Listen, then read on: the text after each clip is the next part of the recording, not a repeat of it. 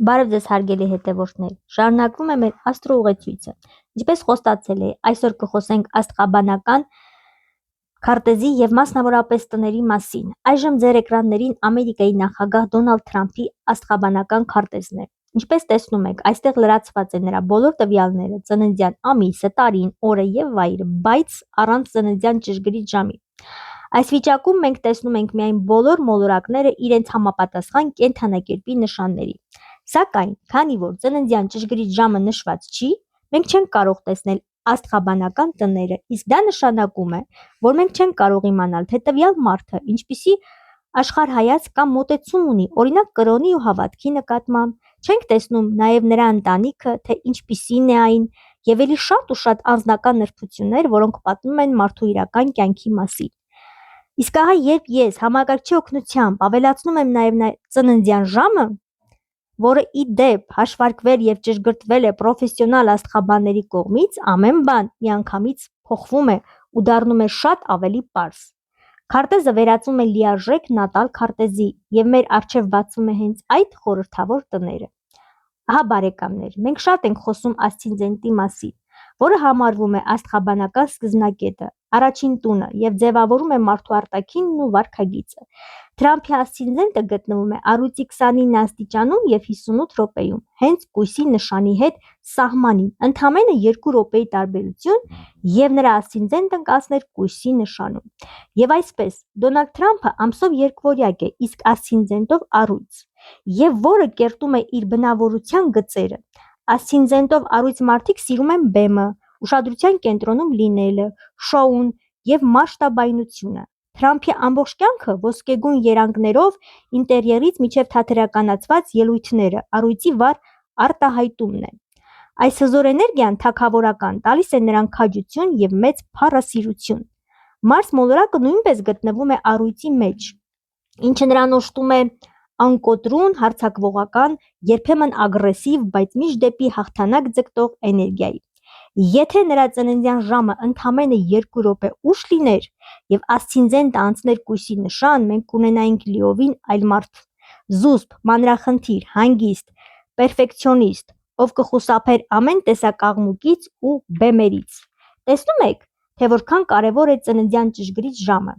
Տները, մոլորակների էներգիան երկինքից իջեցնում են երկիր եւ մեզ ստիպում են կատարել կոնկրետ գործողություններ մեր կյանքի այս կամ այն ոլորտում։ Իսկ այդ գործողություններն ու ընտրությունն էլ հենց հետագայում դառնում է մեր կարման։ Եվ այսպես, ինչպես հասկացանք, առաջին տունը դա հենց մենք ենք, մեր էությունը, արտաքինն ու ինքնադրսևորումը աշխարհում։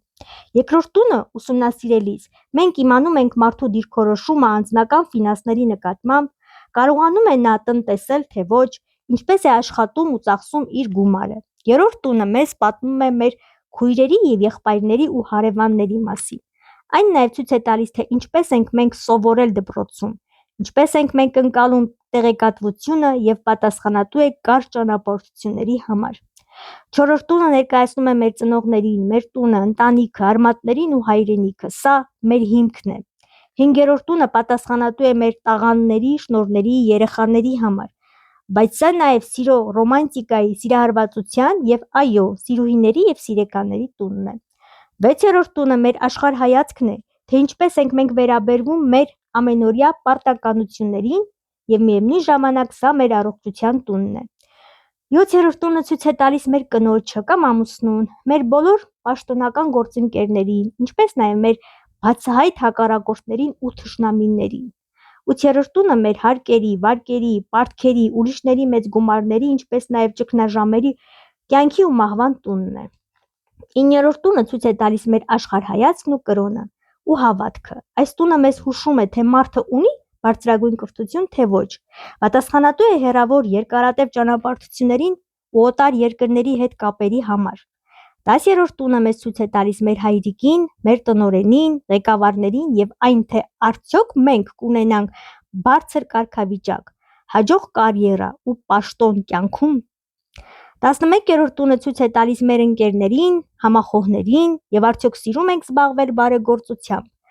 Այս տունը նաև կապված է ուրիշների երեխաների հետ, օրինակ եթե մարդը աշխատում է դպրոցում կամ մանկատանը, կամ եթե սեփական երեխա չունի, որդեգրել է։ 12-րդ տունը ցույց է տալիս այն ամենը, ինչ թաքնված է ու գաղտնի է։ 12-րդ տունը մեր ենթագիտակցության տունն է։ Այս տունը պատասխանատու է նաև մեր մեկուսացման համար, հուշում է մարդը կընկնի բանտ թե ոչ, ստիպված կլինի երկար ժամանակ պառկել հիվանդանոցում թե ոչ։ Այս տունը նաև հուշում է մարդու հոգեկան աշխարհի հոգեբանական խնդիրների մասին եւ անգամ ցույց է տալիս կարող է մարդը հայտնվել գերության մեջ թե ոչ։ Այսքանը, հարգելի բարեկամներ, ես ձեզ ծանոթացրի աստղաբանական տների նշանակությանը եւ հիմա ձեզ հնարավորություն եմ տալիս մտածելու։ Այս ամենը իմանալուց հետո դեռ էլի կարծում եք, թե աստղաբանությունը պարզապես հեքիաթ է կամ գուշակություն։ Եվ ես կեսկատակ կես լուրջ հիմա զբաղվեցի կախարդությամբ, թե ոչ։